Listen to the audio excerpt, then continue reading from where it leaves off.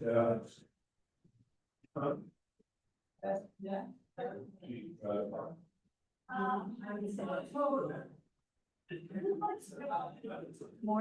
Good morning. Sorry not to look this way, but didn't get this slow in. Progress.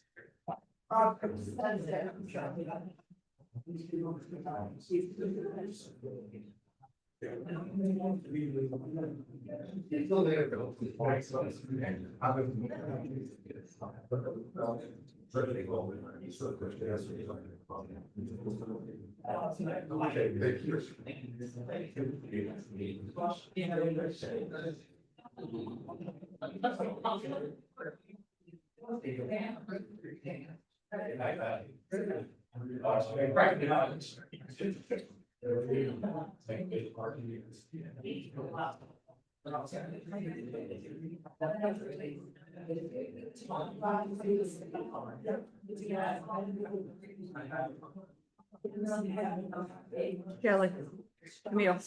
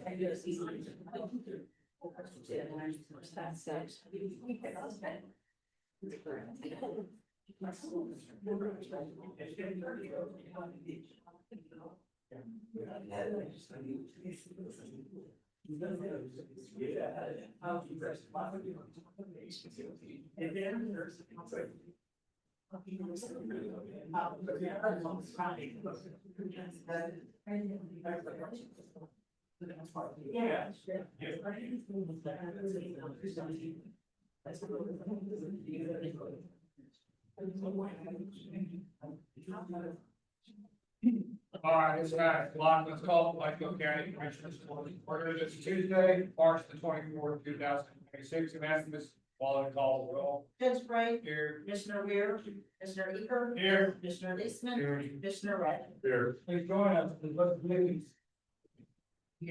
I pledge allegiance to the flag of the United States of America and to the republic for which it stands, one nation, under God, indivisible, with liberty and justice for all. Honor to Texas flag. I pledge allegiance to thee, Texas, one state, under God, one and indivisible. Please remain standing for the invocation. Lord, really guidance. We ask for your wisdom as we make the decisions in this meeting. Help us to carefully consider the information that has been presented.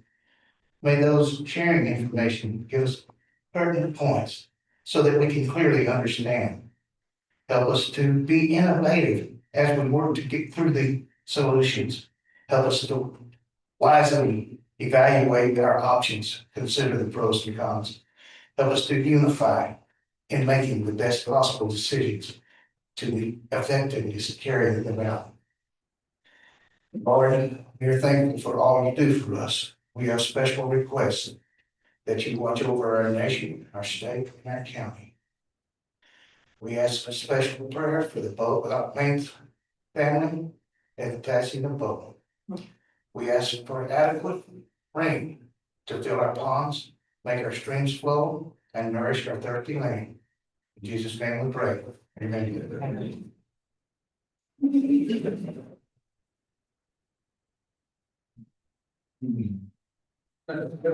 Time, take a moment for a community service announcement.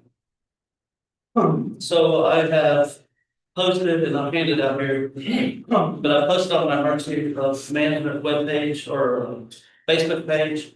So the state of Texas TDM is requesting that all the counties throughout the state of Texas does a emergency communications notification test. This is going to be on April 2nd, 2026 from 10 a.m. to 12:30 p.m. This, in my opinion, is going to upset a few people because the nature of the deal is the state is requesting not only the counties to do it, but also the COG. So CAPCOG is going to send out a reverse notification through iPods at 10 a.m. on that morning.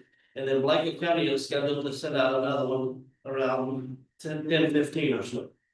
So we're also going to work with this. We're working with the cities on sounding off the siren of each city, and just for a testing purpose. You know, so there'll be everybody's used to the 12 o'clock sound, so it's going to happen, you know, at a different time and then the multiple rings as opposed to just a singular ring. So please bear with us. This is a request from the state. We're just doing as we're instructed, and we're going to test our emergency notifications. So all of your landlines, all of your cell phones, and people that are even passing through with the iPods, we'll be ringing your phones. So be prepared, don't get frustrated, please do not go in there and disable your notifications, because this is the big thing that we want people to. Whenever we send these out, it's for your benefit. So this is what is supposed to happen. I know this one's gonna be kind of confusing and it's gonna frustrate people. But please, just bear with us and let's get through this day and we'll move forward. We'll give the state our feedback. Any questions? So, we're part of Capcom and some of our neighbors are part of Capcom and they'll be testing also, just like you, but maybe in a different time increment. There's gonna be different time slots and I can give you. So people that, particularly people, our citizens that live close to one of our neighbor counties by. There's a potential of, there's a potential of you're affiliated to the same tower site, so on iPods, it's based on tower sites. So if your cell phone is attached to this tower site, it's gonna ring your cell phone, whether you're in Blanco County or Hayes County or wherever. We do a geographic location, but it can't get that specific on that. On our landlines, we can be very specific. But you have the tower sites. And then you also have the human error. And can we talk about the, iPods for just a second? We've mentioned this before, but I think it bears repeating. Maybe this will get picked up for publication, but, they're pretty conservative, with iPods because, as you said, if you're traveling through and your cell phone is active, it's gonna pick it up, saying you gotta turn off Your notifications. But the reason that's so important, and the reason it's particularly important for our citizens not to turn off their notifications is because if you're sending out iPods, it's bad, it's something bad. Correct. And so, all the more reason not to turn it off, because everybody needs to be alerted to something really bad. Right, Blanco County, we do not try to use the reverse notification system. You're gonna get a lot of the weather apps, and I've got a lot of feedback on why is the call sending out a notification that's gonna freeze today? I know it's gonna freeze today, well. I don't know, I don't do it, but I'm just saying that at Blanco County level. I'm not gonna give you weather alerts that it's either a warning or a watch or something of that nature.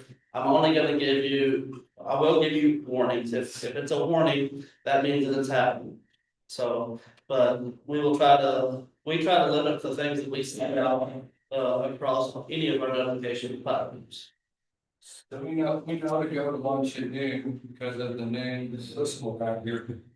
What's it gonna sound like for Johnson City during your test? So ideally, between 10:15 and 10:30, you'll hear not a singular deal, but we'll hear 3 tones. So, and if for the old timers in the room, back in the day, that's how they paged out the fire department. And that's how they did different tones for different types of fires. So back in the day, my father was a fire chief back in the day. 1 tone was for a meeting, 2 tones was for a grass fire, and 3 tones was for a structure fire. So we're gonna do all a 3 tone, and then also was told that in that time, if nobody's responding, they stick a screwdriver in it and just continue to go until somebody comes and pulls the screwdriver. That was Philip Sargent. So anyways, we're gonna try that in both of our cities, with the mayors, working with the emergency management and, trying to get this done, and it's a test. And then I guess the last thing I'd ask is so Capcom is a pretty sophisticated region for homeland security and all of this emergency response apparatus. Right. And I suppose we could probably, the big metros are Houston and Dallas, but when you get out way west and you get out in counties that have 1,000 people, this is probably easier, isn't it? Because they probably have less. Well, I'll tell you this, it's a whole lot easier for me for Blanco County than it is for Travis. So yesterday, the phone calls that were on yesterday, Blanco County, we have one source. I'm the one that does the reverse 911 for the entire county, cities included. Travis County, you got, you know, the city of Austin, so Travis County is gonna be doing it once. The city of Austin is gonna be doing it once. Then the city of Pflugerville, the city of Round Rock, all these different agencies that have the capability of sending out notifications, whether it's through whatever type of app they're gonna be doing, LCRA was on the public, they will not be sending out any type of information because they only do floodgates. So it's similar for us as opposed to the more populated areas. Commissioners, anything? You, I guess you asked the public, anybody have any questions? Do you have a flyer we can put in our window that Absolutely. alert the people as well? Okay. And put it on your door. Yeah, the key is just to alert the public to this is what's coming and please don't get too frustrated on that day. And just support it and, you know, we're gonna learn from any mistakes that might happen. Capcom did come up with a time scheme to try to alleviate blowing up 10 counties all at the same time. So we have the potential to overload the system. And we might do it anyway, so we'll find out. Point, right? That's the point of the test. Would there be any response from first responders like them setting off their sirens or anything like that? Just the two cities. Just the cities, Just the okay. two cities, yeah. I just envisioned No. So, and I talked to the sheriff this morning, and I have the capability of setting the callback number. And typically, when it's an event within the county, I'll use a local number like the emergency management number or the sheriff's office number. But when I do that, typically, if you don't answer your phone, you see that missed call from Blanco County Sheriff's Office, so you pick up your phone and you call. Well, what that would potentially do is bombard the sheriff's office with about 1,500 calls. You know, in that short time frame, and it's very frustrating. I remember there was a time at the courthouse that I had all the officers downstairs answering the phones when we sent off a notification. Because I meant to call, what's going on? They didn't listen to the message. They just, you know, here, what happened? I missed that call. So it's gonna be from the 512 area code. So it's just our default number, so it'll come up normal.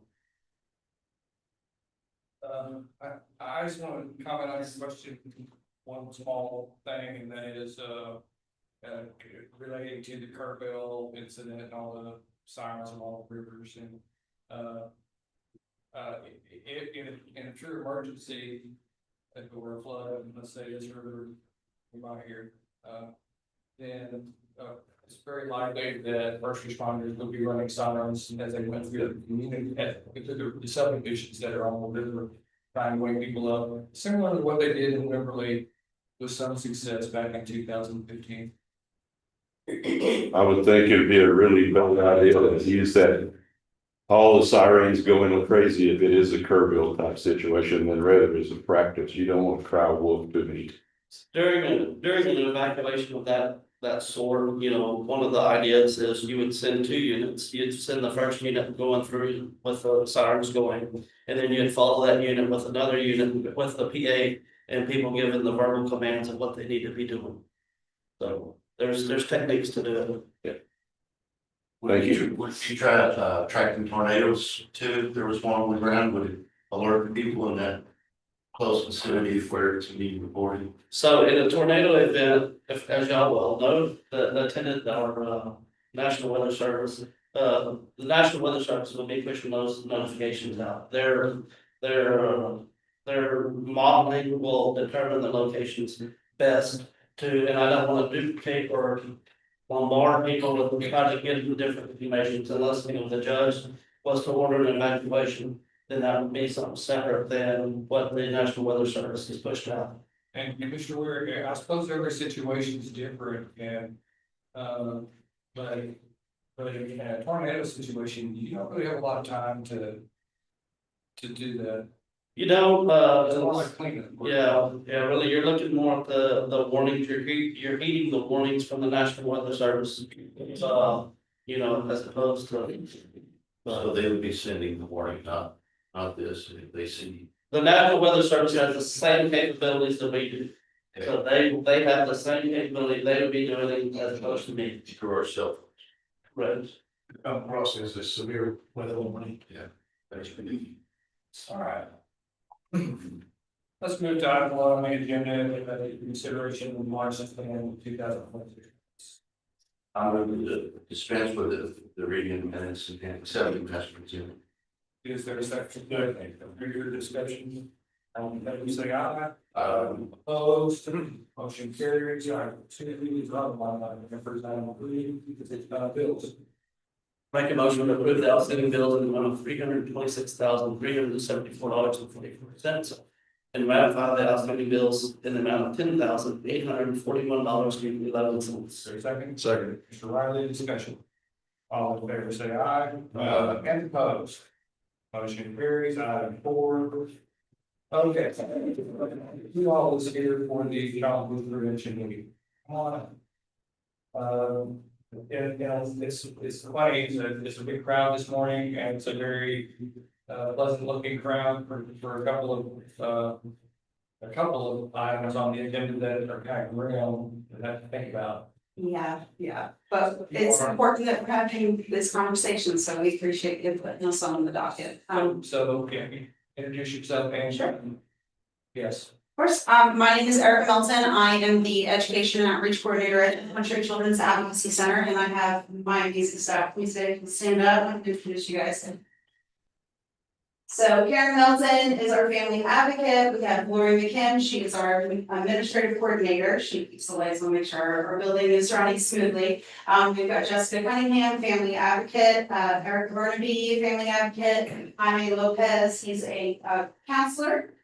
We've got Michael Keeler, he is MDT coordinator. Daisy Christensen, she's the forensic interviewer, and Lana Niemeyer is our program director and also a forensic interviewer. So a lot of people here today, it's just a great turnout. So yes, here. I'll be the one that speaks there. We are here today, and we do this every year, and we're so thankful for y'all having us do this every single year. It's really important that we're having these conversations. I know it is a grim topic to really talk about, but it's one of the silent problems. 1 in 4 girls and 1 in 6 boys will be sexually abused before their 18th birthday. And I know when we talk about it like that, it doesn't seem like it's 1 in 4, 1 in 6, but these are just the numbers that we know. We've talked about this in previous years, but because it's such a silent problem, so many kids are going through things that we may never know. And it's probably because the people that are abusing them are telling them to keep this a secret, or if you tell somebody that I'm gonna go to jail or you're gonna go to jail and everything's gonna get ruined, the community's gonna get ruined, this person's life's gonna be ruined. And so a lot of times these kids are just holding these things in. And we're learning now that if we can start educating and providing prevention education to the kiddos in the schools, they're learning that this isn't normal. This is not something that every family goes through. This is not something that every kid should have to deal with. And if it's happening to them, it's not their fault that it's happening to them, and that they're allowed to speak up and they're not gonna get in trouble to do that. Our office is very hands-on when it comes to the beginning, middle, and end of a process for a child.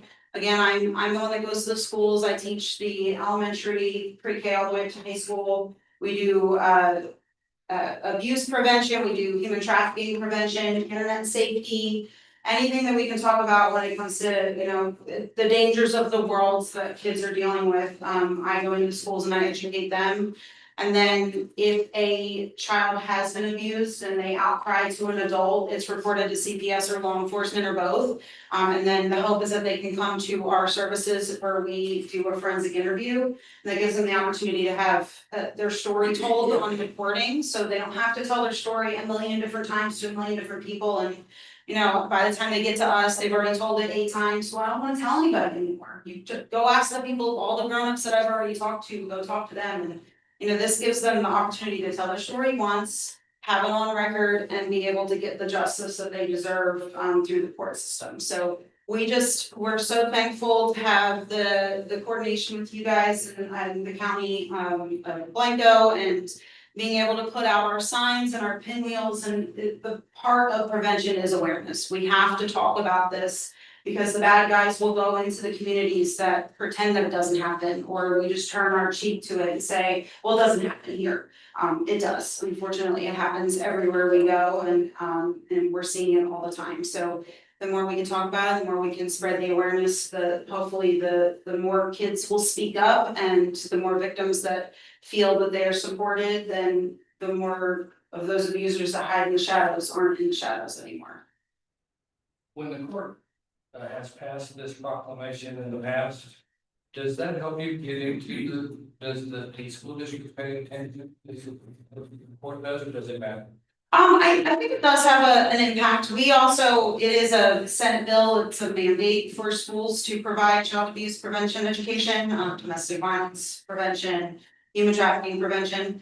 But I think when we put it out there, they see it, and it's, some schools, they feel like, oh, the counselors or the PE teacher or the nurses can teach this, and they've already have so much on their plates, and to have somebody that all of our services are provided free of charge to families, and all of my education, it's not a budget line for the districts. I go in and I can teach it, and it's something that I do every single day. So I know how to handle disclosures, I know how to handle those tough questions that a child may come to me with. And I don't wanna put that pressure on somebody who yesterday was teaching world history, and now the next day has to teach about, what is a safe touch and an unsafe touch. So it just gives us that avenue of being able to have a professional in there that is a neutral body that goes in and can have these conversations. And the kids are getting to know me every single year, like, oh, I remember you, and I know it, and so it's building that rapport with them, and that bond with them, so. When you said you think the problem is actually worse, this is just the reporting numbers, and I think like 1 out of 4, it's worse than that, and maybe that's not so bad. I'm looking out, dividing it into 4, and the whole of the room is not good. I know. I mean, they say 1 in 10 when we don't split by genders, in Texas, I mean, 10% of our children it's a lot. And there are kids that are talking to strangers online and don't even realize that they're talking to somebody who is not their age, and is, maybe sharing pictures or personal information with those people, and they don't even realize that they're doing something on the backside, or, they're extorting them in one way, shape, or form online. The kid doesn't even realize it. So we have to provide that education to them and let them know, not all strangers are bad people, not all strangers online or in person are bad people, but they're not all good people either. And we can't just look at someone and decide by what they look like or what they're doing that says that they're a good or bad person. It's those subtle things, those little clues, or their little actions or behaviors that tell us if they're a good or bad person. Kids they live their lives in black and white. If we give them a rule of listen to an adult and do whatever the adult's asking of you, they don't really realize, well, if they're asking you to do something that makes me uncomfortable, am I allowed to say no? So just incorporating all of that information into our classes is important. They're allowed to speak up for themselves. We used to call that help children move out of coverage. Yep, absolutely. I didn't get his name written down there, counselor that you introduced. Yes, timing. It looks more like a high school kid. Yeah, absolutely. What kind of credentials do you have to get? So usually people will go to school for 4 years to get their undergraduate, and it could be a variety of degrees that you can do, but it's very essential to actually practice when you go get a master's degree, get trained in counseling. Sometimes some people get specializations during that master's degree. After that, they have the ability to take a licensure exam. After they take that exam and pass it, then you can counsel. Are you gonna do all those things when you get out of high school? Yeah. I'll try. And we specialize with the Children's Advocacy Center, our therapy is trauma-informed therapy. And so they come to us with if they've interviewed and they qualify for therapy with us, they're working through the triggers and the trauma responses that come from the things that they've had to go through. I mean, it could be something as simple as a smell or a noise or a presence of a person or a time of year or, thunder or, especially after all of us having to go through all the flooding stuff, that's traumatic for people too. And you see flooding happening in other places, it kind of brings back those trauma responses for some people that had a direct effect with it. So we all have things that have gone on in our lives, and, you know, just because we've gone through it doesn't mean that we have to do it alone. So that's what Jaime and all of our therapists, that they do an amazing job, and the hope is that we can get the kids to graduate. And then they can graduate from trauma informed therapy and be able to go to generalized therapy. Are you the purple ribbon group? We're blue, Blue? yes, Okay, ribbons on trees? yes. You're gonna deal about that. Well, I don't know, well, we were talking, putting them at the sheriff's office, in front of, on their big plot of, lawn over there. I was just gonna put the signs and pinwheels out this year. That's a fair game. It's what, it's fair game? Yeah. We can put it on the fence, okay. That works, Okay. no, all your trees are taken, We have trees over here, okay, but anywhere around outside the fence is fine. Okay. If you find a spot you think is visible. perfect, we love it, thank you so much. I guess I said all that, and now we need to see if the commission tolerate. I can always come back and put more up if you need me to, I'm always coming through here. Does the board have a letter? Make a motion to approve, declaring April 2026 as the Child Abuse Prevention Month on language. There is a second. I'll second it. It's a weird discussion. All in favor, say aye. Aye. For the record, be it resolved that the Blanco County Commissioners Court does hereby proclaim April 26th, April 2026 as Sexual Assault Awareness Month in Blanco County, and encourages all residents. But that means, Listen, I do it all.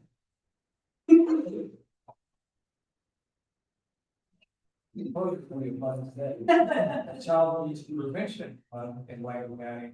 And calls upon all Blanco County citizens, community agencies, faith groups, and businesses to increase their participation in our efforts to support families, thereby preventing child abuse and strengthening communities. thank you so much. Thank you for the question. Have a great day. Next item on your agenda is item 5, another proclamation, to heads of it, including, present.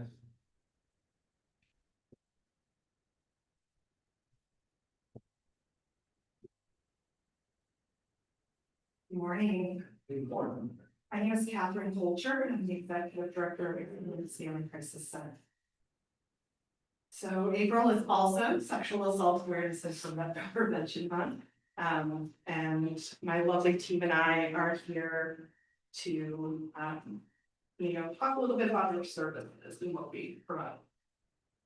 So many of us know the Family Crisis Center as the shelter, and we provide family violence services throughout the region. But we also offer comprehensive trauma-informed sexual assault services. Those services make up roughly about 25% of our overall victimization clients that we see in a year. So while it is much smaller, we know that sexual assault happens within our community across the lifespan. And, our services really focus on walking with the survivor of sexual assault through their journey from the time of their victimization or whenever they come forward to the time where they feel like they are in a safe, stable place and they are thriving and truly healing after their assault. So oftentimes we accompany a survivor right at the time, right after the acute period during sexual assault forensic exam. Our staff is on call 24/7, 365 to respond out to any sexual assault forensic exam room in local hospitals, health departments, community resource centers, to walk with the advocate, stand with the advocate during that process. We help them understand their rights. We sit through the forensic exam itself with them if they choose, through all law enforcement interviews. And then we follow up with them afterwards if they would like just to touch base, if they have any additional questions, help facilitate conversations if necessary through law enforcement. Maybe they have a question about their case, they haven't heard from their investigator or their detective in recent months, help them contact them if for some reason they're feeling hesitant not to. We also do legal and court accompaniment and help survivors with protection orders if they know their assailant and there's, a possibility of being further assaulted, and accompany them through the judicial process. Work can be scary for a lot of people, having to get up and testify and share your story and share your victim impact statement. And we're there with them, helping file the victims' compensation claims if they did not do that. But also we offer trauma-informed victim-centered therapy. All of our therapists on our team are fully credentialed and licensed. They all have master's degrees, they're all licensed professional counselors or licensed marriage and family therapists, licensed clinical social workers. And we make sure that we are providing the best comprehensive care that we can. We serve clients from children that for one reason or another may not be engaged with the children that we always try to get our young kiddos to them first. They are the experts in young children, but also up through adolescence and on through adulthood. We offer support groups that are there for the survivors so that they can build their network of support and network of community to help with their healing process. So we want to acknowledge sexual assault happens in our community. We thank Florida County Commissioners for entertaining this proclamation and hearing us out, acknowledging that these very real crimes do impact our neighbors, our friends, and our families. Since they took the time to grab down with you, That's you want to introduce your. Alright, everybody would like to say. So we have Carly Jordan. She is our prevention educator. She goes out not only to schools to do primary prevention, more focused on teenagers around healthy communication and healthy relationships, those types of things. But we're also very blessed to have a new focus on the grant that we just were awarded this year that allows us to expand into engaging men and boys around violence prevention. This is our community safety strategy, as well as branching out. We'll be starting to work with local restaurants, bars, and other establishments on with their bartenders on how to maybe recognize if someone's drink has been spiked, or if somebody is trying to coerce someone into going back with them when they're too intoxicated at that time. And also working with our faith communities. Many of our citizens go to their faith communities when something traumatic happens in their lives. And working with our faith leaders on how to address those concerns that come to them, how to make appropriate referrals to our agency, other appropriate agencies. So Carly is a new addition to our team and we're thankful to have her. Next is Janessa Hardaway. She's our Community Impact and Development Director. She's the one that reached out to you guys about this proclamation, but she is responsible for spreading the word about what we do, handling our social media, and of course, raising those valuable fundraising dollars. Next is Mia Richardson. She's our Finance Director. She keeps everything tight, keeps our budgets on, making sure that we are using our funds as best we can to do the most we can. And then behind Mia is Karen Kraftner. She is a volunteer and she answers our crisis line for us every Monday. And she has been doing that for many, many years. She is a resident of Blanco County. And we could not exist without our volunteers.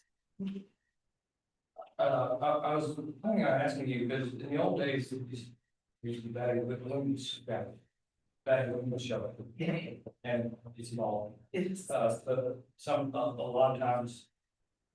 In a bad entertainment situation, they're playing the kids with them and running.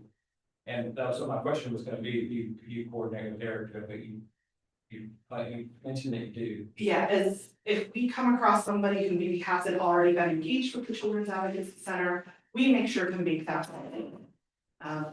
All of us are mandated reporters, so if something comes up through an intake, a needs assessment, counseling session that maybe haven't had a complaint before, of course, we report to Child Protective Services, and we start making those appropriate referrals if they're necessary as well. We try to coordinate because while we do a lot, we can't be everything for everyone, and there are other experts that can help as well. Commissioner? Move to approve the proclamation declaring April 2026 as Sexual Assault Awareness Month in Blanco County. Is there a second? I'll second it. Commissioner Weir, discussion. All in favor, say aye. Aye. All opposed, motion carries. Thank you all very much for attending. Item six on your agenda, and is here for the project. I am, I didn't get invited to the some place last time, we talked at the last meeting, yes, and the, line, the appointment that was brought to my attention sort of late. Late was, there will be early voting on that Saturday. yes, And I think the compromise that you and, Ms. Nami and the board, everybody's gonna be able to, what we do, street will be open and this front parking lot right behind me will remain dedicated for voting purposes. right, And, they'll be marked voting. And then you're gonna be able to handle, if the court approves you using the parking lot, handle the other side of the street for your parking. yes, we, did it, we did our planning flow, so that would be the last segment to park. And that would mean that we would need, 163 parking spaces to be utilized. The Cypress closest to the courthouse, and in past, the most that we've ever had in a car show is around 121. Last year, we had 129 registered, but due to the weather forecast, we only had 69 cars and 14 motorcycles. So we've never used over 140 spots. So I think we can realistically leave all of Cypress open. The general parking and early voting parking and the car show can go around the other 3 sides of the courthouse, as well as Macomb Drive to Avenue F, if we need 140. I think this is just my opinion. I would rather, see you use even a portion of the Cypress Street parking, courthouse parking, as opposed to the Nugent side, only because, that spur, some people treat it more like a speedway, and Oh, okay. people, I worry about pedestrians on that side of the. Okay. That's just me, everybody else goes that way. We can definitely, that's easy coordinated with our volunteers. We have a Rotary Club as our parkers and they're volunteers, so. I mean, you know, it is parking, there are parking places where people can get in out and do business. Yeah. Right. I was just looking, show going on, there's no one around. I'm not sure the people passing through there, should take that into consideration. Right. Well, we'll have it blocked with barriers and also caution tape and counters where we can't drive through. By the way, Mr. Donnelly also informed me that traditionally that Saturday for early voting isn't a really high volume day. Okay, So it probably, she didn't seem to think there was gonna be any problem or conflict. okay. Well, it'll be our 5th year, so we're really looking forward to it. In years past, we've had various charitable groups. We raised 10,000 for the Veterans Memorial. And then we raised 10,000 for Life Spectacular. So we haven't chosen a charity this year yet. We're looking forward to getting a lot of sponsorships. Are we looking for a motion to approve the? October 24th, okay? The 24th, Yes, sir. Or I'm sorry, the 25th is Saturday. 5th, May. October, I'm sorry. Okay, I'd like to move to, approve the car show, on the square for the 25th of October, constant room, with constant brewery. Is there a second? Mr. Hickory, any discussion? All in favor, say aye. Aye. All opposed, motion carries. Thank you. Thank you. Item 7,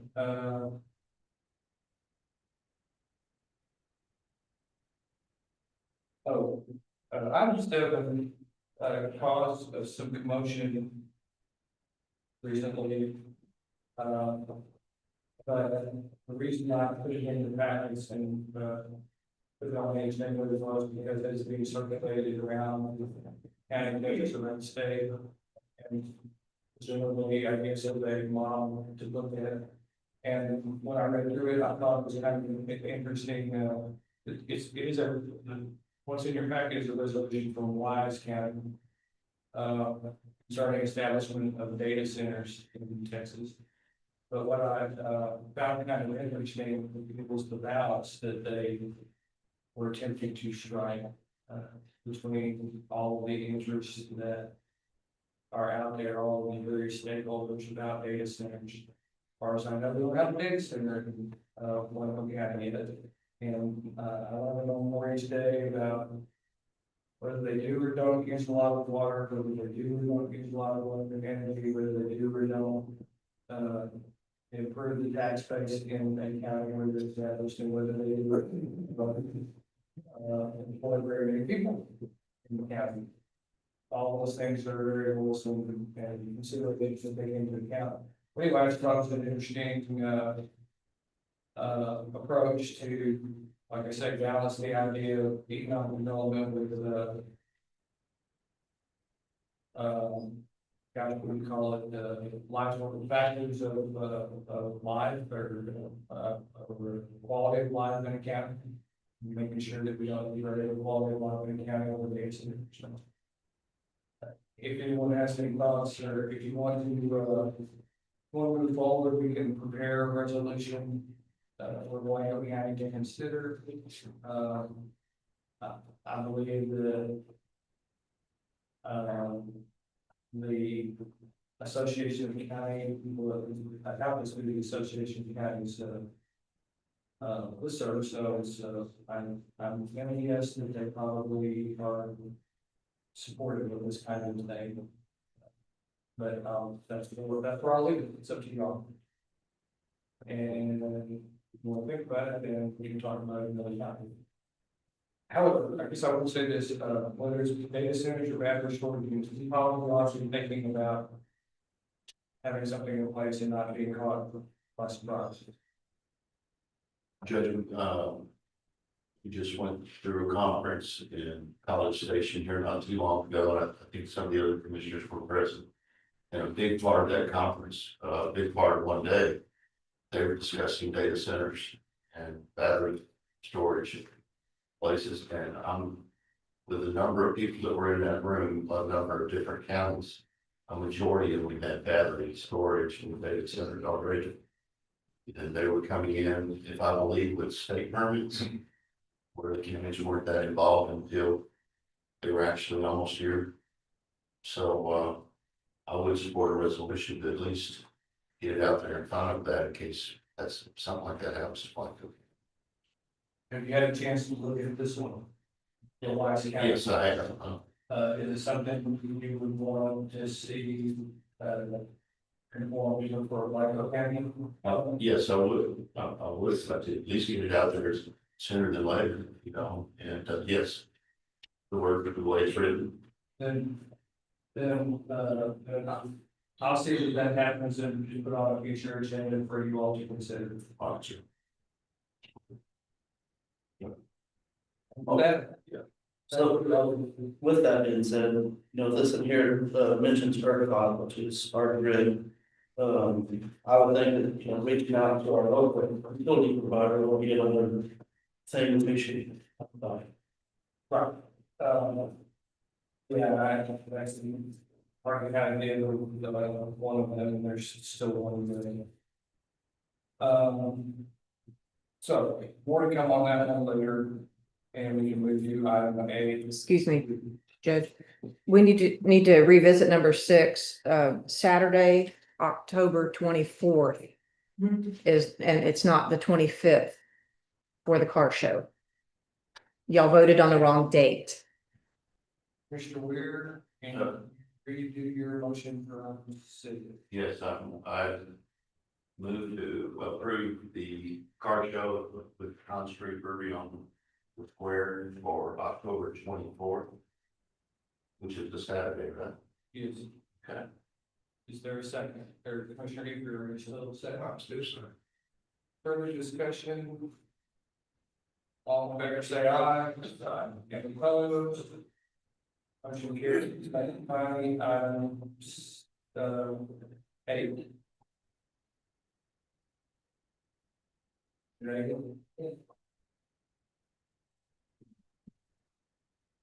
Good morning. I was asked to find a potential IT backup for the county. I reviewed and went through 10 to 15 different vendors, came up with a short list of 3, which you have in front of me. The list was based primarily on price and, or the short list was comprised, came from price and the fact that they responded. We had some that did not respond, so they were not included in the evaluation. The 3 before you are very similar, in both pricing and services provided. They all provide 8 to 5. One of them provides 7 to 7. Instead of the 8 to 5, that one was Live Oak. Live Oak provides a 7 to 7. Biz Protect and Help Desk are 8 to 5. At which point then it rolls to on-call. All 3 of them have some sort of on-call support. Live Oak has a local person here in Johnson City. Where Help Desk is out of Sunrise Beach and Biz Protect is out of Glen Rose.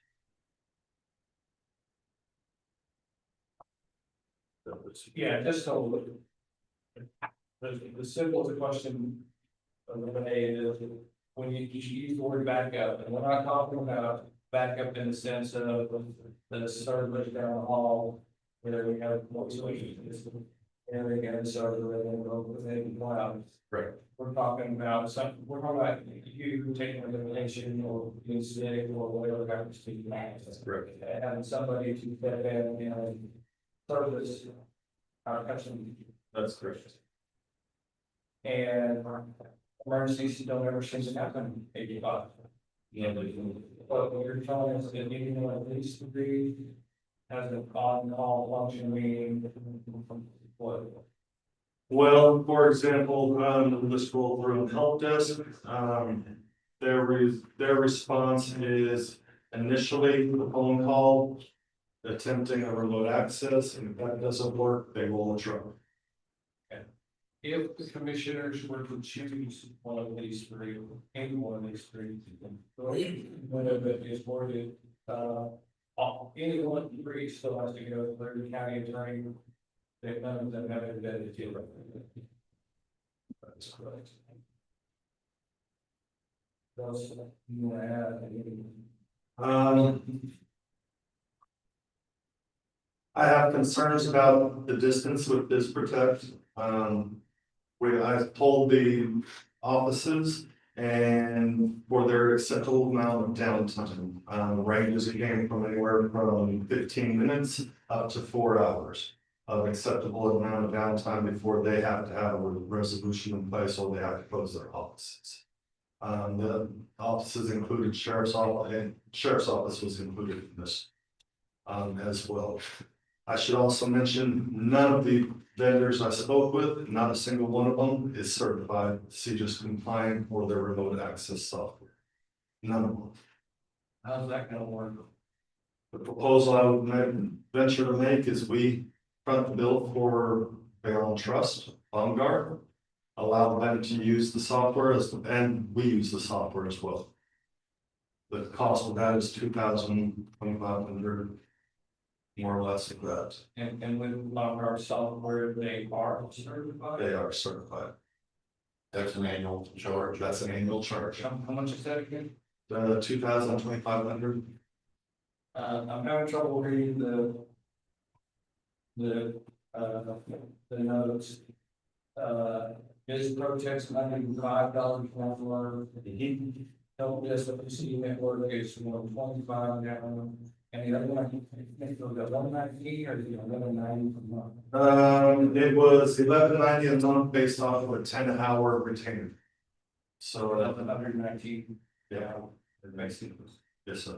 is you, This borough is a minimum of 3 hours. So it's 105 an hour, it's a minimum of 3 hours. they have this travel, yep. Which we don't want them to travel, we don't want to have anybody have to come on site, but it does happen. Help desk is 125 an hour from 7 to 7. 8 to 5 for help desk. 8 to 5. Yep. 7 days a week. 7 days a week. And they're out in Johnson City. Sunrise Beach. So The one that is 7 to 7 is Live Oak. that one has somebody that lives here in Gaming Dogs, It's in Johnson City. It's a block off the courthouse. you know this person. I do not.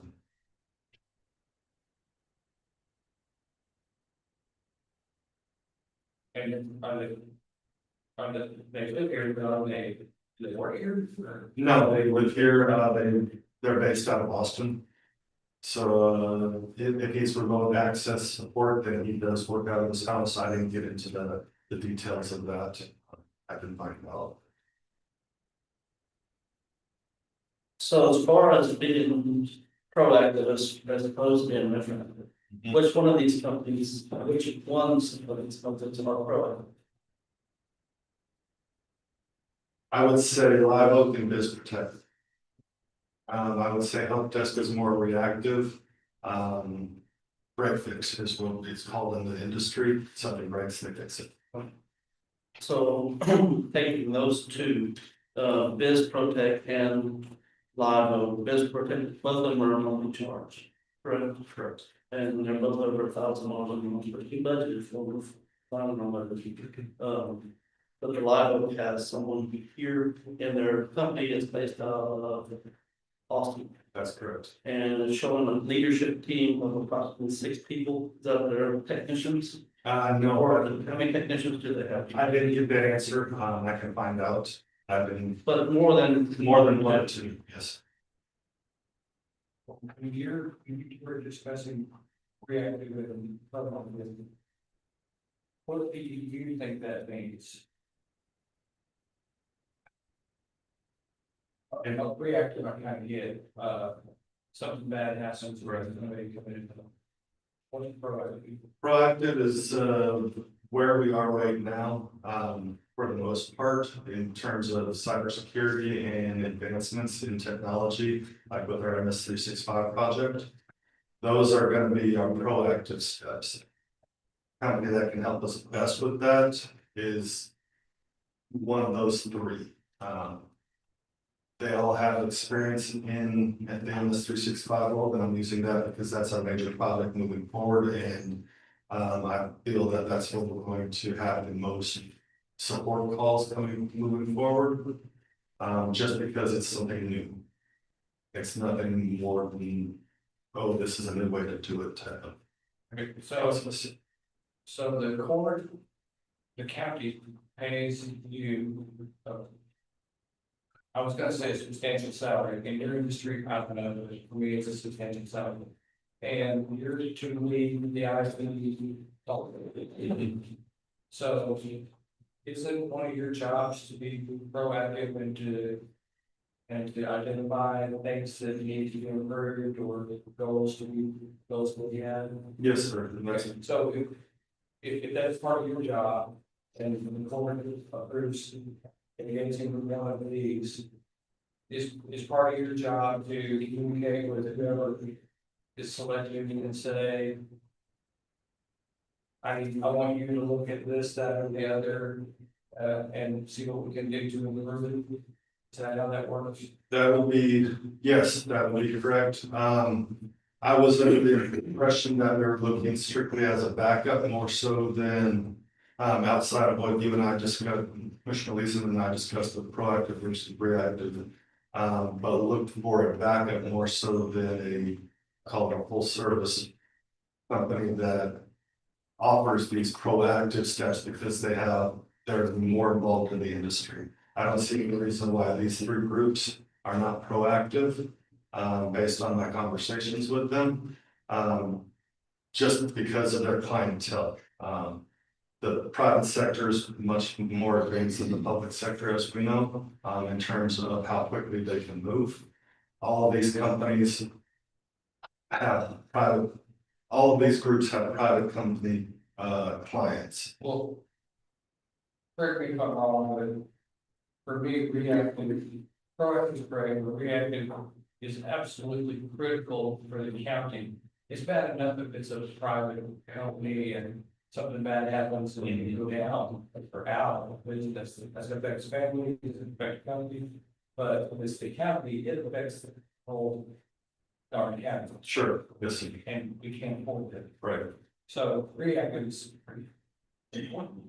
it is, but there are things that we can do to better position ourselves. With the help of one of these groups. For example, last week TLS went down. It didn't go down, but there was a glitch in TLS. It required more money on its side, talking with DPS on this. I'm thinking about it, there are things that we can do to possibly mitigate that, possibly adding in a second TLS box. And seeing if it was specific to one box or if it was DPS programming. This was DPS programming, but there are things like that that we can do to be more proactive. As we move forward. But when you say TLS went down, do you mean the state system or just in our county? The Blanco County, it's only in a couple of returns that came back with non-characters. But non-character information. We ran the returns again and they populated correctly. So we were good, but during that period of time, we weren't sure what was going on. When you're talking about being proactive, are you talking about them taking bits of the software and monitoring them, or looking something to try to catch something ahead of time? Or are you taking, like you just said, if you have a problem, they're reactive to it, and they're looking, okay, how can we prevent that in the future?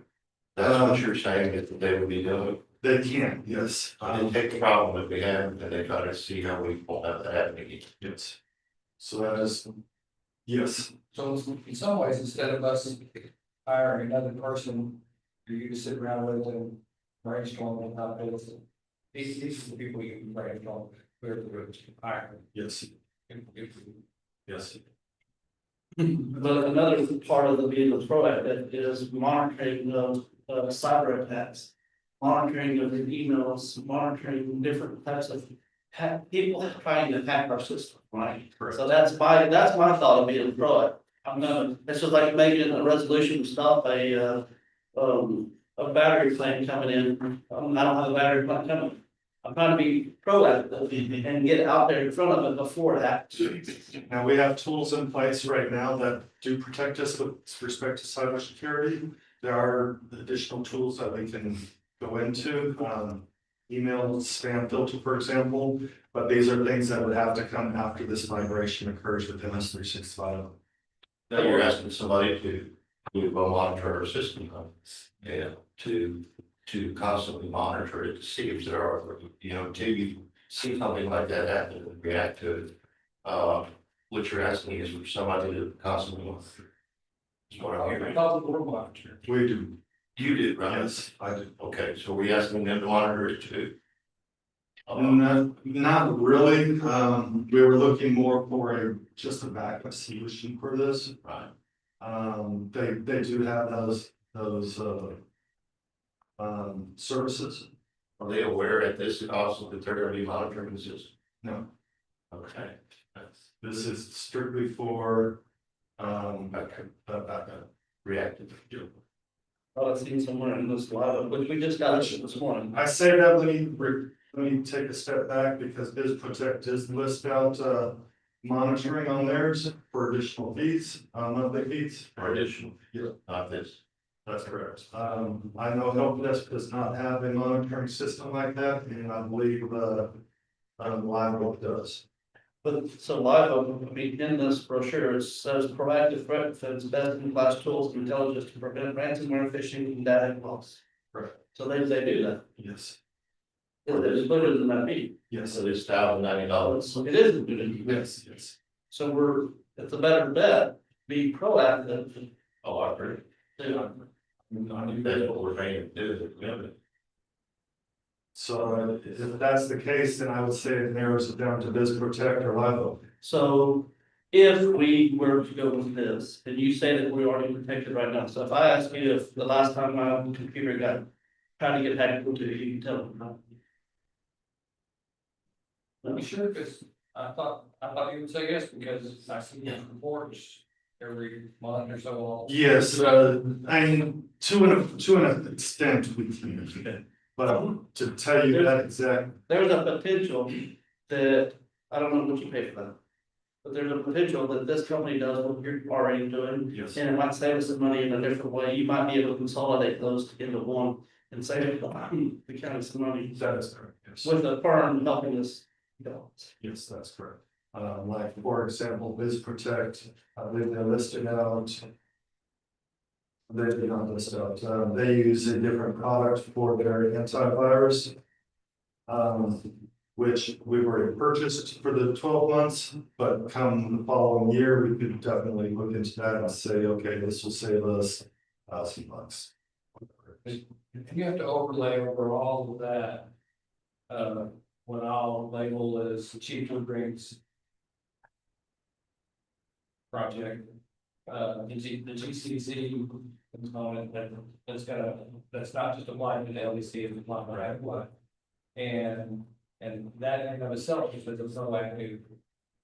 That's a Microsoft proactive. We're getting a Microsoft Big Brother. That's correct. Proactive monitoring, right? That's correct, yes. And when is that going to? What I asked you recently, when do you think we'll switch on that? Right now, we're tracking 2.5 months from now.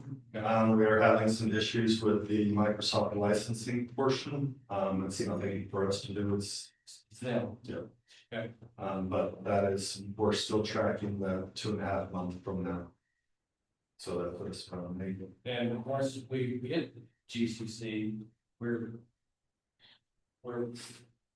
I want to say, wait, we're more secure. That is correct, yes. We'll with implementation of two-factor authentication across the board and a number of these other security parameters, we're positioned quite a bit better than where we are today. And I have diverged or gone on a rabbit trail because that had nothing to do with finding the backup for you. Right, because it's even not your backup. No, they're not. That was one of the proposals that came in, that we ruled out, but they were just supporting Microsoft 365. After we've done the migration, they supported that at that point, and I rolled that out because that was it that they were doing. It's nice that they would be, it's not what we're looking for, or what I understood what we're looking for. Does Live Oak have any county style clients? Not that I'm aware of. Not that I'm aware of. They're strictly private as far as I know. So I don't know. Did you pass it? I have not, but I will. They're a 1-year contract, right? So we have to re-up it and renegotiate every year with. Yes, so that brings up another point that I came up with, or another item that I came up with on top of us purchasing Bongar. What if we were to go into an agreement with any one of these groups until October 1? That gives us 6 months of working with this group to decide, yes, we want to go ahead and set them up on an October 1 annual renew, or we cut them loose and say, no, we can find somebody else. If, you're talking about pushing, purchasing Bongar Senior right away, correct? Would we be able to train us on, if we did that October 1 transition? Would we be able to transfer our Bongar license from one to the other? Yes, because we're the ones purchasing it, it's our license, I use it during the day, turn it over to them at night. Is that an annual license? It is. Are they aware that? Yes, all 3 of them are, They're aware that the county being purchasing this license. and they're all on board with that option. Is there any specific fees for onboarding? Coming into our system and calculating everything that we have Is there an additional fee for onboarding? Yes, there are. I don't have that number in front of me, but there are onboarding fees. What is your recommendation to the court out of these three vendors?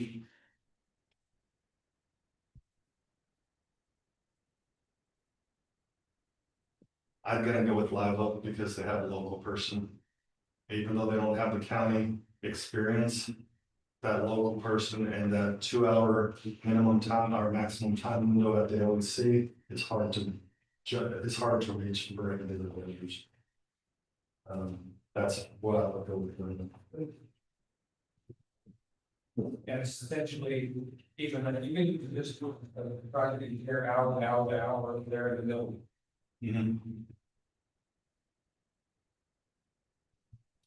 I like Biz Protect. I thought their experience with counties is unmatched. I gave them all three of them different scenarios, and they were the only ones that could come back and actually answer what TLS was or what Portage device actually meant. They were the only that could do that because they do have that county experience.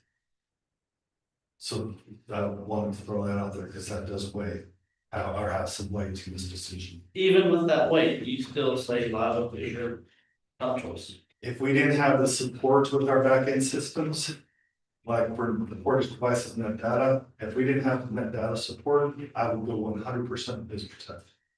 100% without a doubt.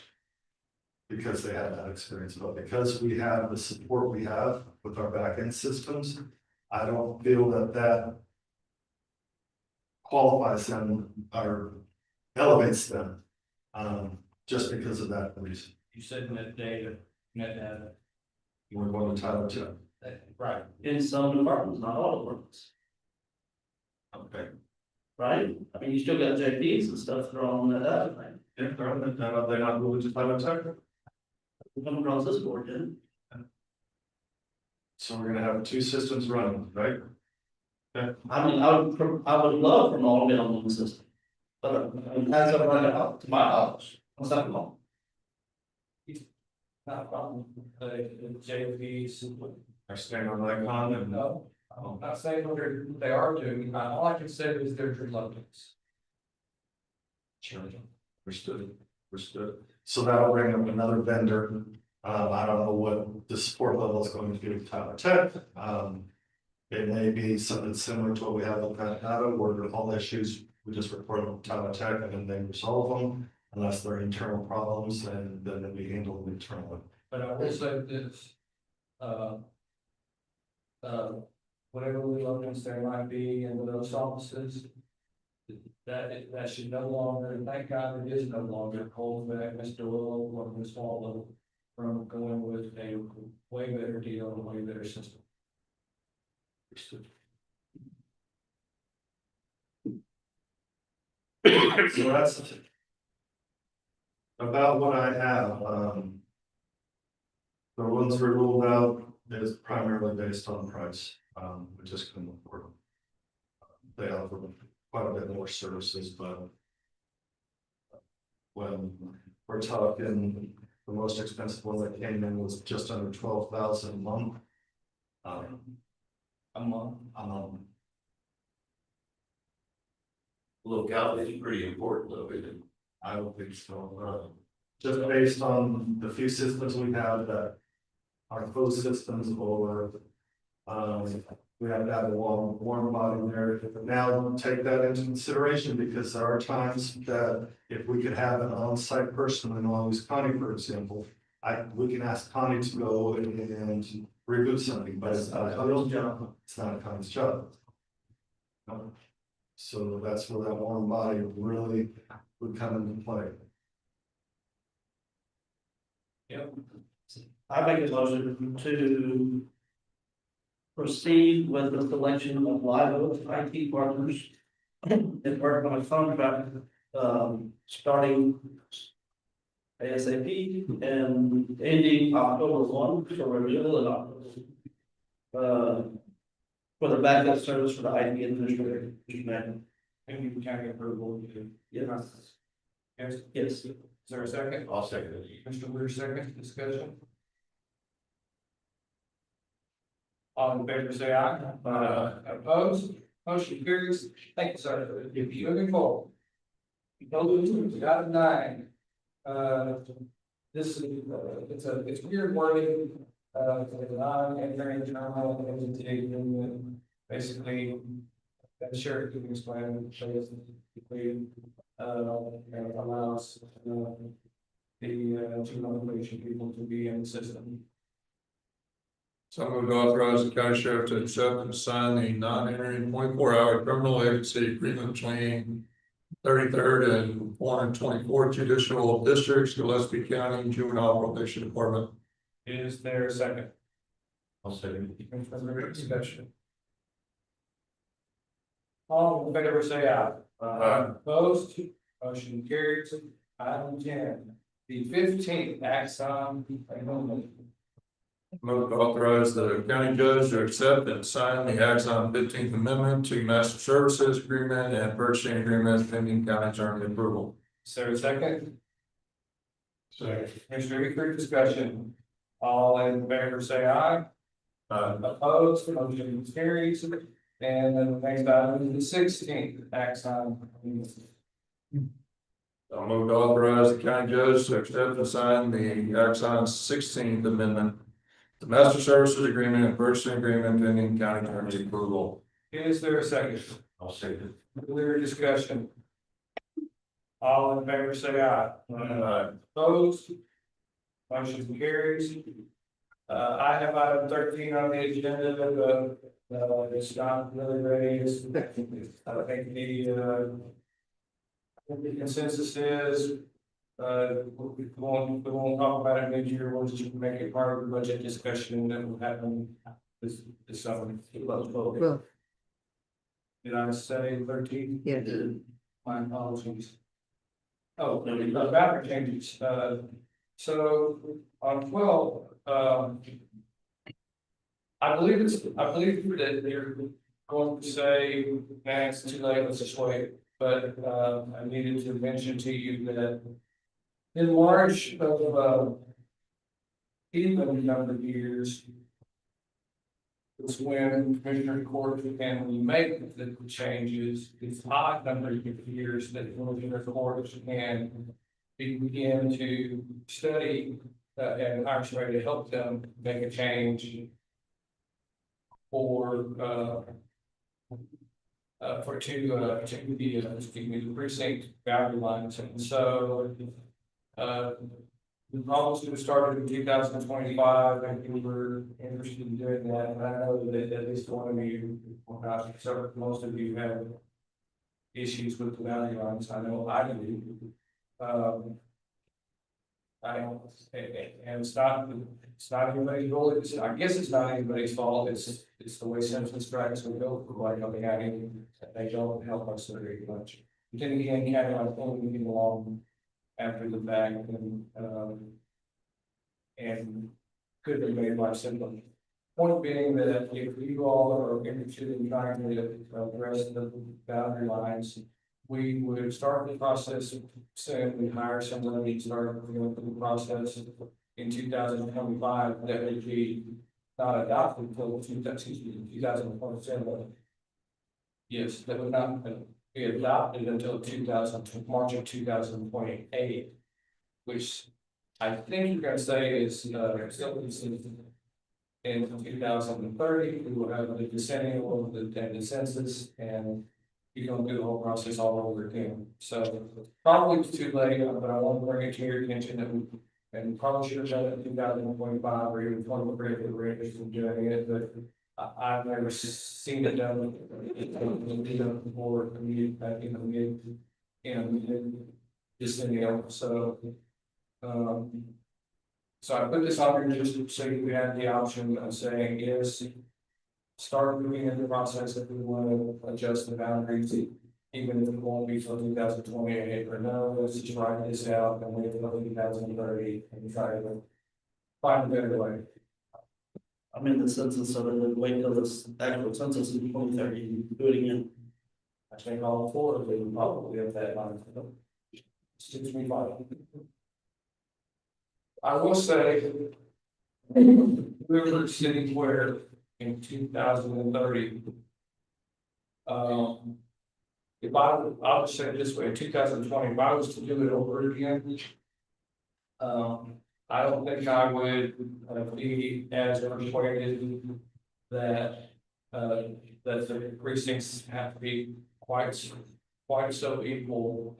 In order to, pass, federal regulated motions.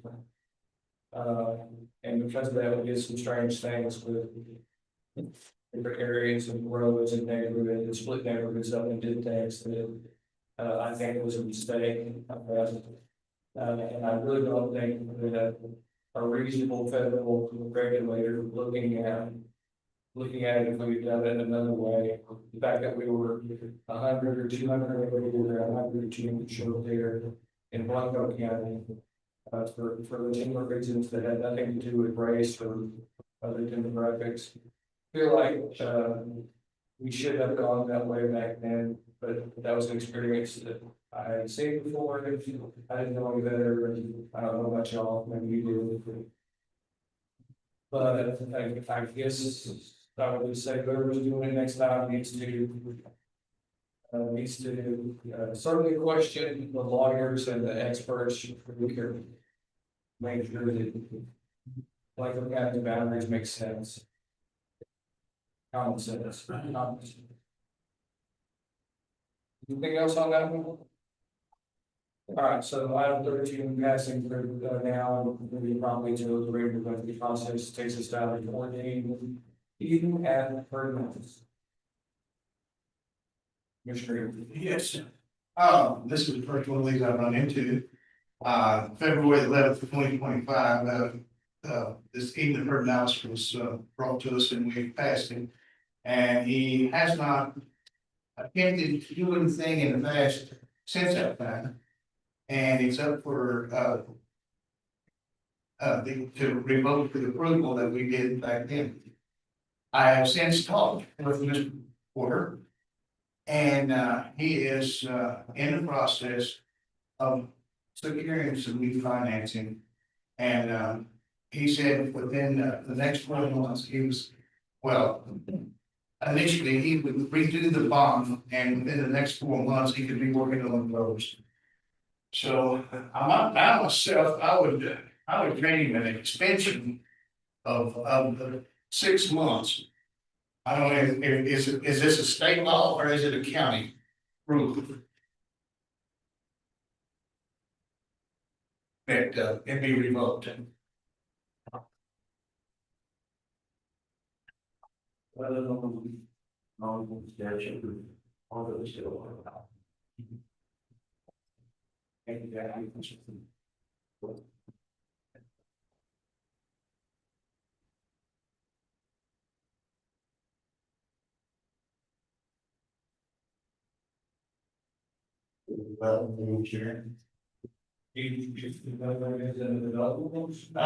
2.390, that's been my life. What does it say? Says approval of plat expired 1 year from the date of approval, if no progress has made towards completion of the project. In such event, all fees paid to the county, including financial guarantee, shall be forfeited to the county. Okay, well, let's start from that. So that's the rule. That's the rule. That's the Blanco County rule. And whether, and there's nothing in the rules that was intended to go outside of the authority granted in 232 of the local government. So I'm going to say it applies. Okay, or I could find otherwise.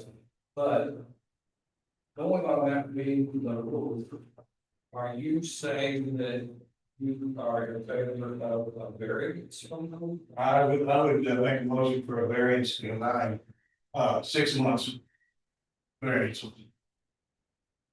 Is there a second? I'll say that. Commissioner Ritter seconds discussion. My discussion is, it's in the rules, so I'm gonna agree with the, not vote for variance. And that's what I wanted to ask, suppose that, the motion fails and that he's required. Well, essentially, if the motion, if the rule is applied, his application dies. Correct, that's the way I read it, yes, And sir. then, if he wants to develop the heated bird balance, he'll have to come back to us and put all that money back up again. That is correct. There could have been other subdivisions that happened since then. That might have changed the. Whatever. Some of it doesn't change, if his plat doesn't change. It's the same, he's repeat, now I understand importantly, all the expenses that he's put on. But when he's got a water study, and he's got the plat already done and engineered, and all of that, it's easy enough to look and see if there's another subdivision up against his fence. Or in the area that we find around it and look at it, so I don't see why the guy should have to come back and do another water study. Come back and redo the plat and all of that. I think that he can lose the fees that he's paid, represent it, bring it back in court and take a look at it. I am taking a look at the water. They can look at how that water study was done and look if anything's changed. And he can pay that. So is there a point where your mind changes? Yeah, like if he couldn't do that, then he just has to do what you start over. Let's say that he's got a water study, he's got all those things, to check all boxes that he just checked. And many here, and I think Commissioner Akers said, if I was hearing correctly, he needs another full. Right? He said he could have the roads in 4 months. Hence your motion, you know that's going in the right direction. In this particular case, I think it is, yeah. My question is there a point where your mind will change? Is it, Yeah. what if you, Hard circumstances, yeah. what if it was 3 years? Well, yeah, that would definitely be a month. But So because it's closing time to the rule. correct. And again, if you look at it and nothing's changed, he hasn't tried to recut it. He hasn't tried to change anything there. If he's coming out on the highway, does he already have the permits for it? Well, when we approved it, he had his driveway permit with the state. He's already got a permit with the state. That's what my understanding of that thing. That would be expired. That would now be expired, because they're only good for 6 months. Okay, then part of his application, again, going back in, he would have to get it cleared with the state to be able to use that permit again. But I think I think you're saying that if let it expire, and if he wants to resubmit the same plat. That's not what I am saying. I'm just saying that you have to do a new water study. You have to represent, I think that would be based on Mr. Fever's, somewhat opinion of the available water study that's existing, and if he feels that it's sufficient, then he can say, okay. And if he says, no, I think you need to do another pump test, then he needs to do another pump test. Because it could be we're in another year of a drought, so it might be different water patterns right now. it could be. It might not be. It might be just the same, but then again, he still has the existing plat that he can just resubmit if he's in. It's been 4 months, so the way if I understand it's right, I haven't really looked at it that close. But what I'm saying is if you're asking for 4 month extension, I would support that. But if it doesn't happen, it doesn't happen.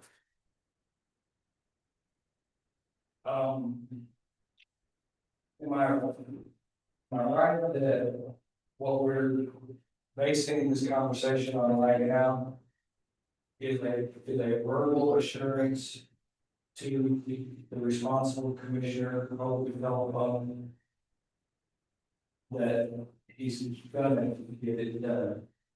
Well, he'd have to redo his bond and stuff, right? Yeah, well, he's already said that, So there's a commitment there on his part. I believe the bond is up at the end of this month. I'd have to pull my calendar. It's getting very close. It's getting premature. Because he mentioned that to them.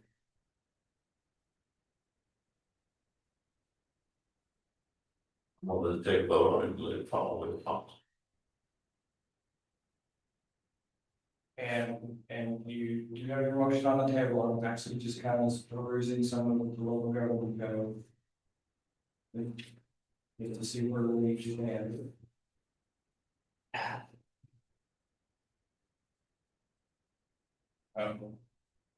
That's, can I ask Mr. Feesber a question? Please. Mr. Feesber, how do you see it? You think it can be affected in 4 months? It would generally only affect the water availability study if there was some significant change in lot size. Lot size? Or quantity, but well, they equate to the same thing if you change the size. You might have bigger lots, you might have smaller ones, but it's a change in lot size. That will affect the calculations on annual demand and how it would impact any neighboring properties because of the amount of pumping involved. Or a subdivision coming in next to it with. Yes, if there's a subdivision, there's none right now that I'm aware of, but if one comes in, then he's gonna have to consider that in the study too, so. I need to, I'm afraid to put Connie on the spot just a little bit. How did this come to the court's attention? Every couple of months, I receive a request from the bonding company wanting to know the progress of this development. And, reply back, nothing has been done, nothing has been done. They sent one in February, nothing has been done. They turned around and sent one, I believe it was the 3rd or the 6th of this month, less than 30 days. So I think they're getting a little concerned as well that nothing has been done. Okay, so let me get it on. Mhm. After these 6 or 7 bond company inquiries. Mhm. You applied the rule Yes, sir. of 1 year. Mhm. And brought it to the court's attention, Correct, brought it to the commissioner's attention, you may recall. correct. So if you had not done that, there's no reason to believe, there's nothing that, is there anything that would cause us to think that, whatever the gentleman's name is, would have on his own come to us? No. I'm about to put roads in, I'm gonna do this, I'm gonna do that. Not in my opinion, no, sir. Just, it's not that it's working the issue, That is correct. and that's, I get the 1 year, I know the problem with 1 year and 4 months, but. It troubles me a little bit that the only reason. The only reason we're talking about it is because. You got caught. He got caught or he just couldn't be blind. Like I said, he's still trying, but. If I can't make my car payment, I'm gonna tell the board if I can't make the car payment. You know, they might extend it for you. Don't try to get back to know. No. You know, I'm just. Well, that's right. You can laugh when I don't look. Gosh, I don't know what else I'm saying. Well, then, Okay, just be sure. If we don't, if the motion doesn't pass. What happens to this person? The response I received from the attorney's office is basically what the agenda item states. Our attorney or his attorney? Our attorney. That if the approval that no progress has been made toward completion of the project, in such event, all fees paid to the county, including any financial guarantees, shall be forfeited to the county. I'm sorry, I was reading that was the rule. There has been no substantial progress and this has been over 1 year. Therefore, by operation of law, approval is revoked. That was the words that I received from the county attorney's office for this. That they've looked into it and I can't get them on the phone or I would have them over here. okay, I agree. Let's say we revoke him and he comes back to us with a new bond. and the water study and everything in line. Can you do it? Yes. Yeah. Sure, days at live, try to figure out what Can he you has. do it without water study? That's what I'm asking. That's what I'm asking you. You gonna make him do another water study and all that? I think that's up to Ron. Correct. I mean, we have a current one in process that the water study was 2 years old. Mr. Fiesler deemed that it was still valid. So it's not, he has to go out and get a new one.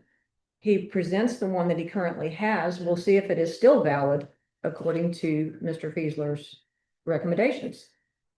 He doesn't have to go out and get everything all over again, but he just has to go through the motions and bring it, make the appointment, bring all his documents back in. This is about cost, about fees, Yeah. bond, Mhm. that sort of thing. Mhm. We're reducing the application package. Correct. See, that's different than I heard it before. I heard that he had to do it with a water study. Yeah. Now I'm hearing that He may not, he may or may not. If that's the case, I'm all for it. Recertified, prepaying She repay the fees, get a new bond, if you can, you might not be able to do that. Okay. But let's say you flip it to another developer, if you do, he needs to go back to that old process. Yeah. You can just take it where it is, run, but, so. But you currently have a motion on the floor to give you a Give him the next, I'll take that motion back, and we'll let it go like we're talking about, if it'll work that way. That's what second, without second. Okay. Or without second. I take it back.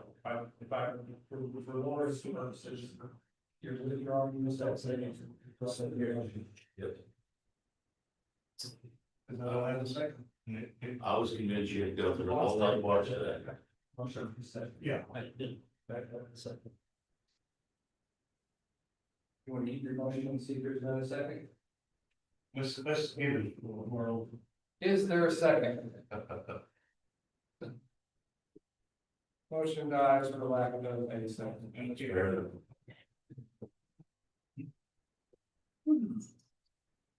All right. Any other acting on this item?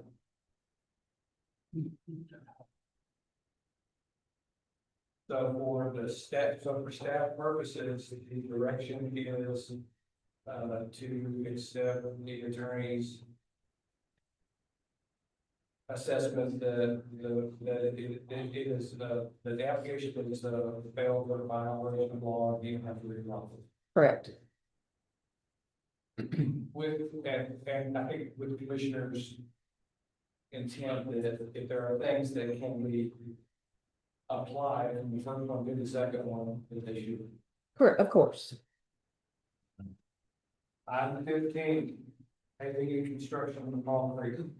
This is to, finish up the Fall Creek project from 281 to, the Smithman Ranch.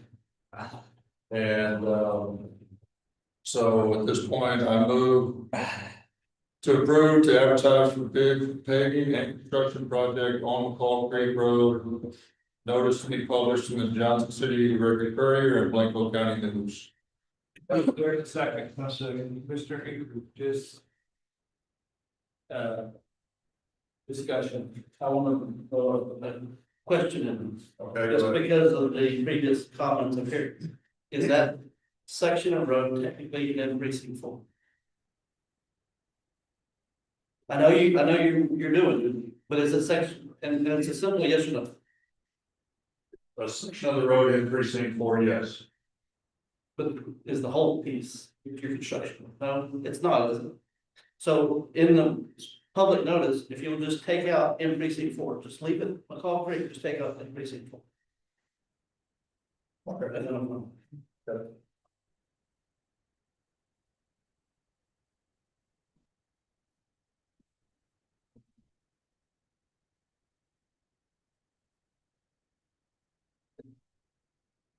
May I assume that would be part of your motion Yes, oh, and and part of the second? yes, it's. Further discussion? All in favor, say aye. Aye. All opposed? Okay, which expired.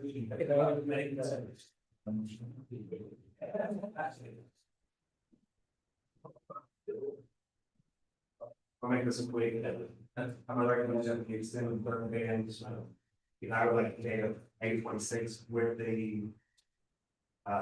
Option of the temporary burn ban, 40 hours in letters. Thank you, Steve. So do you remember that the last time we spoke? And they posted it was in hell, was the last time?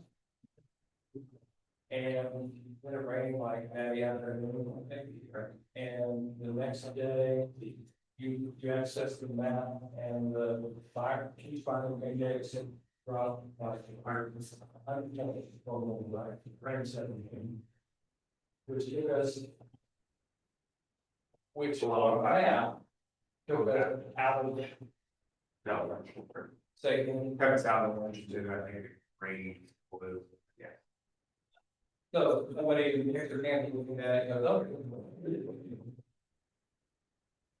but by that happening, the following day, it was dried out. It dried out, the same way people was still there. When we did the 48-hour lift last time, it worked really well. Because 48 hours expired Friday, get due. That's perfect. And by Friday evening and Saturday and Sunday, the winds picked up to 50 mile an hour gusts. There was guys that sustained 25.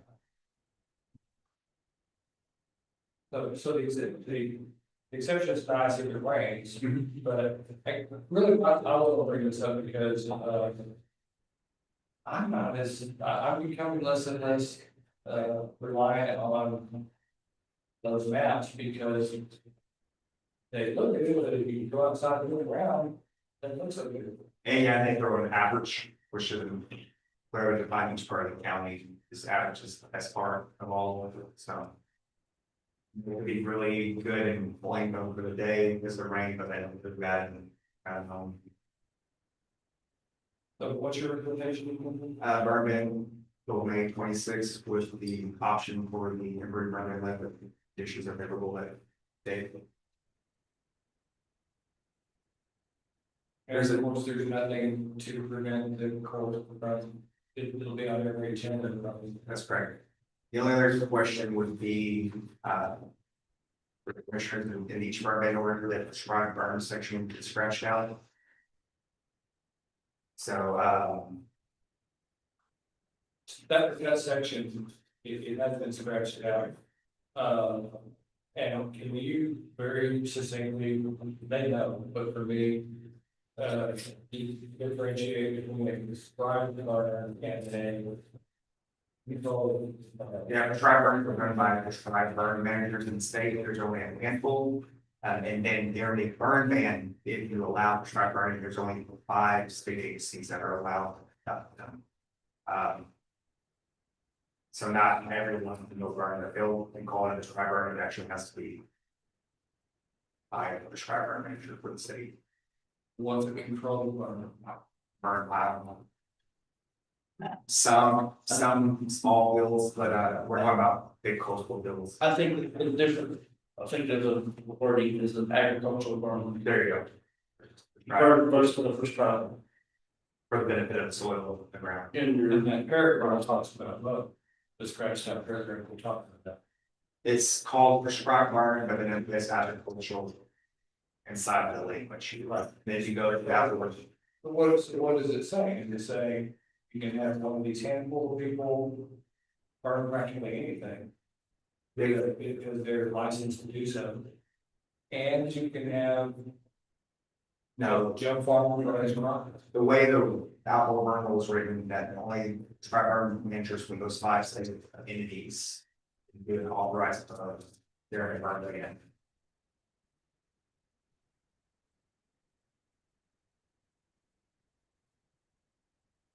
Right, it's only prescribed burn manager who can actually Yeah. burn while there's a burn ban and outside. And they have to submit a plan. Yeah. Agricultural burn is not. And that's the scratch out paragraph. Yes. It's about agriculture that says running of agricultural crops in particular area. Someone other than a certified and insured prescribed burning injured will only be allowed in certain conditions and they'll list the conditions. Does he have to be on site the whole time? And does he have? Oh, yes, there's. Yeah, they list examples of entities. But TFS, Fish and Wildlife Services, A&M Extension, Access Tackle Life, those are the only certain, there's certain agencies that are only allowed to do prescribed burns if the judge does not have that section stretched out. That wouldn't happen a lot, but there is, I would say, still. I think allowed opportunities, even in a permit portion of setting state agencies to get what they need to. I mean, it's everything from agriculture, there's. In the past, it was for the butterflies. I don't know if you remember that. So the last couple of things, I've been getting,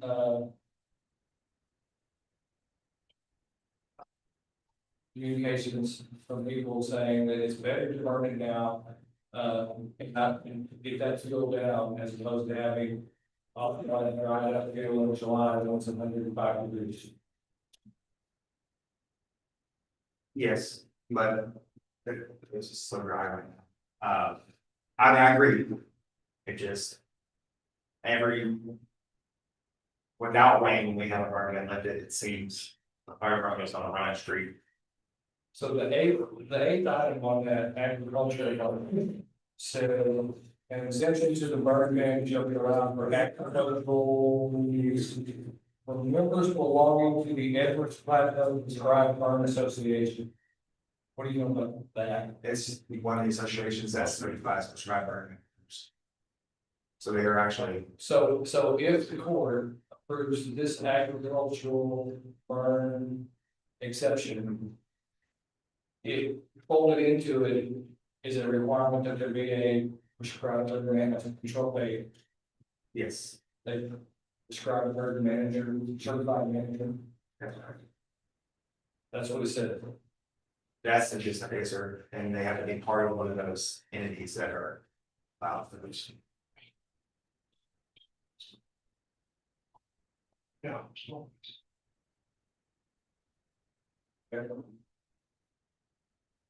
Anyone? Anyone have any questions or questions? Thoughts? Because if you don't, it will just expire on its own terms in an hour and 45 minutes. 15 minutes each. Well, with nothing in forecast until. This tomorrow or Thursday, the next, a week from tomorrow.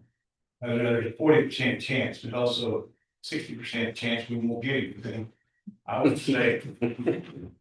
I don't trust the liquor forecast. I make a motion to extend the burn ban to the 26th of March as is. I'm sorry, I think it's 2 days. Is there a second? I'll say. This is a weird discussion.